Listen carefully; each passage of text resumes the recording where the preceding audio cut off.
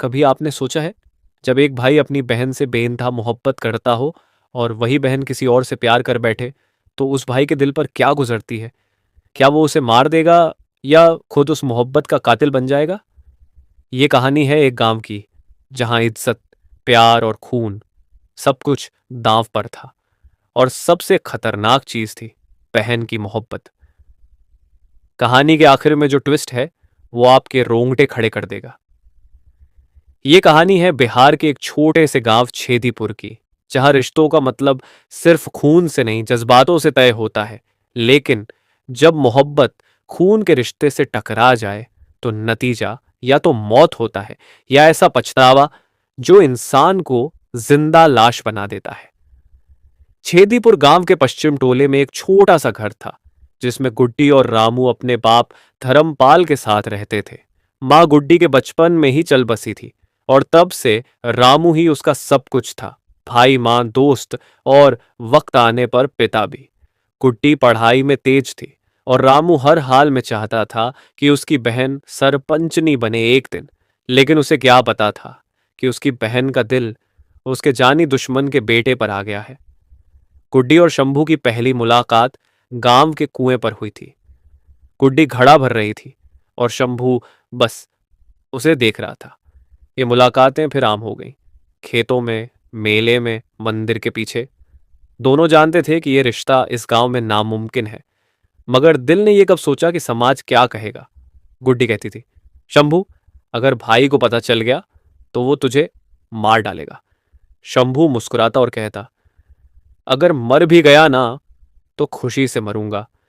तेरी आंखों में प्यार देख लिया, बस अब कुछ बाकी नहीं। तूफान का पहला संकेत। एक दिन रामू खेत से जल्दी लौट आया, और उसने गुड्डी को शंभू से बातें करते देख लिया। वो दूर खड़ा रहा, देखा, पर कुछ नहीं कहा। शाम को जब गुड्डी घर लौटी, तो रामू ने पूछा, कौन था वो? गुड्डी कुछ नहीं बोली।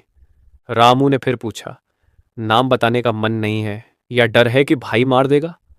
गुड्डी की आंखों में आंसू थे, मगर उसने हिम्मत की और कहा, शंभू से मोहब्बत करती हूं।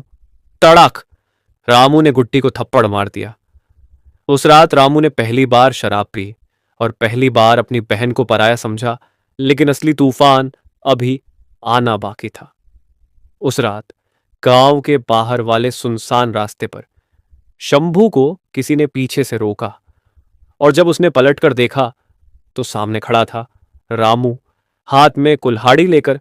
कहानी अब एक मोड़ पर है। क्या रामू ने शंभू को मार डाला, या क्या गुड्डी ने अपने प्यार को बचा लिया, या फिर जो हुआ वो इस गांव के इतिहास का सबसे खौफनाक राज बन गया।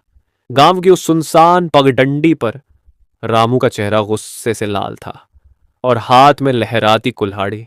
सामने खड़ा शंभू, जिसे ये नहीं पता था कि अब उसका अगला कदम जिंदगी या मौत तय करेगा। बहन से दूर रह शंभू, वरना जिस दिन मेरा खून खौल गया ना, उस दिन तेरी लाश मिलेगी खेत में, और कोई पहचानने वाला नहीं होगा।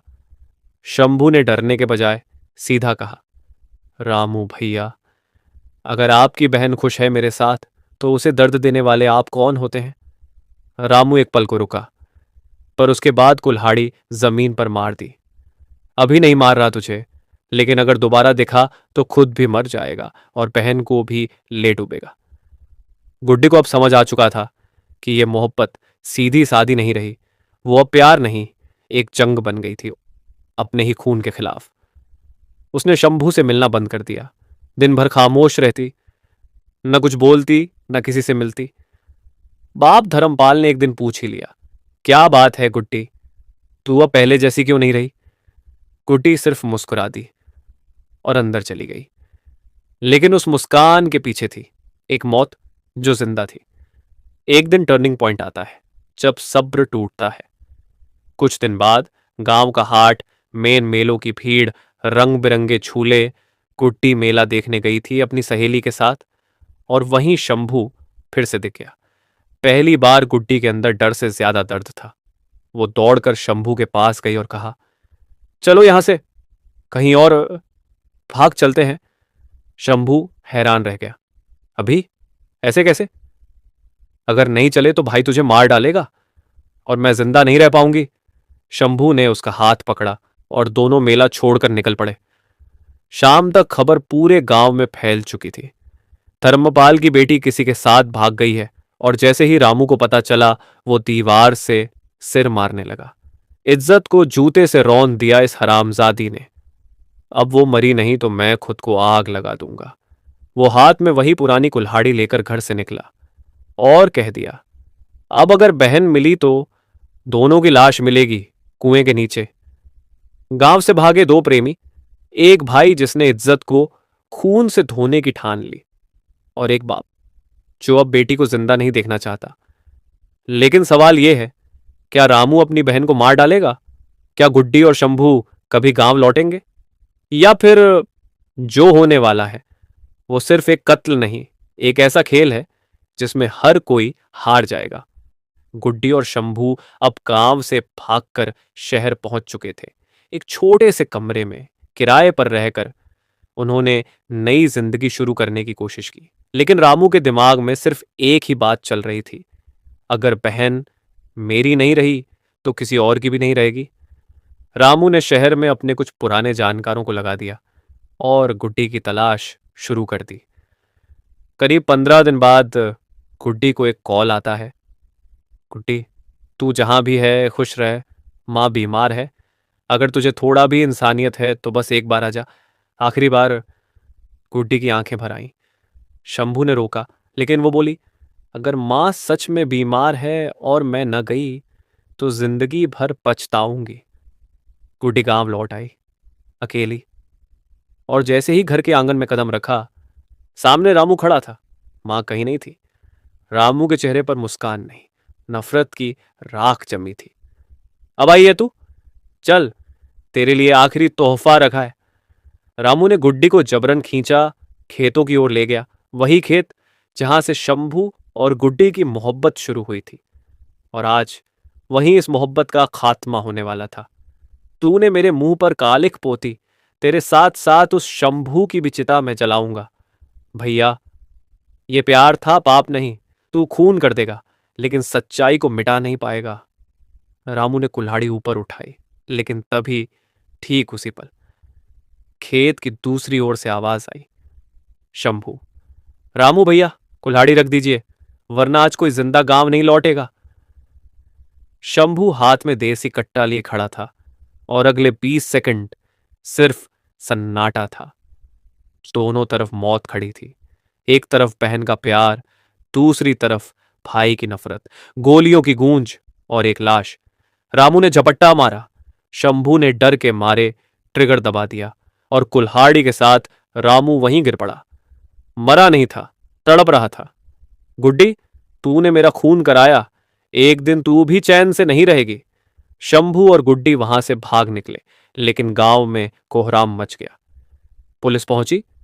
शंभू ने आत्मरक्षा में गोली चलाने की बात मानी, पर गांव के लोगों के लिए यह बहन का कत्ल भाई से करवाना माना गया। इज्जत बचाने वाला रामू अब हत्यारा कहलाने लगा। केस चला, लेकिन सबूत नहीं था कि रामू हमला करने आया था या शंभू ने प्लानिंग की थी।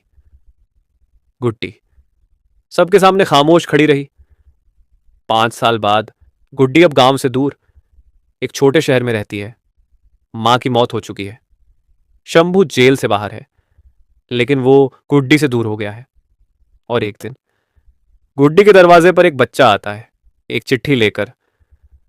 गुड्डी चिट्ठी पढ़ती है, जिस दिन मैंने पहली बार तुझे देखा उसी दिन सोचा था कि तुझे किसी और का नहीं होने दूंगा, और जब तू भागी मैंने तेरे भाई के नाम से वो कुल्हाड़ी खरीदी, और प्लान वही था, खेत में तुझे और तेरे भाई को आमने सामने लाकर उसे मरवा देना। हाँ गुड्डी, वो गोली मैंने जानबूझकर चलाई थी ताकि तू हमेशा मुझसे बंधी रहे और तेरा भाई रास्ते से हट जाए। जिसे गुड्डी मोहब्बत समझती रही, वही असल में उसका सबसे बड़ा दुश्मन निकला।